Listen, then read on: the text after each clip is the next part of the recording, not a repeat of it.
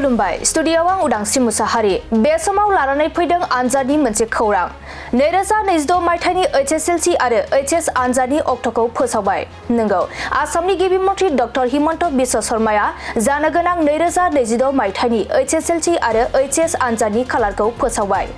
आसामनि गिबि मन्थ्रि डक्टर हिमन्त बिश्व शर्माया फोसावनाय बायदिब्ला HSLC आनजादा 2026 मायथाइनि 10 फेब्रुवारिनिफ्राय जागायगोन आरो HS आनजादा 2026 मायथाइनि 11 फेब्रुवारिनिफ्राय जागायगोन बिथाङा फोसावनाय बायदिब्ला जानो गोनां आनजादा बारा गोबाव सम गैलिया नंगौ बे समाव लानानै फैदों गासै आनजाद होगिरि फरायसाफोरनि थाखाय मोनसे खौरां बे समाव आसामनि गिबि मन्थ्रि डक्टर हिमन्त बिश्व शर्माया आनजादनि अक्ट'खौ फोसावबाय बिथाङा फोसावनाय बायदिब्ला जानो गोनां HSLC आनजादा 2026 मायथाइनि 10 फेब्रुवारिनिफ्राय जागायगोन आरो HS आनजादा 11 फेब्रुवारि 2026 मायथाइयाव जागायगोन 2026 मायथाइनि HSLC आरो HS आनजादनि अक्ट'खौ फोसावबाय नंगौ आसामनि गिबि मन्थ्रि डक्टर हिमन्त बिश्व शर्माया जानो गोनां 2026 मायथाइनि HSLC आरो HS आनजादनि खालारखौ फोसावबाय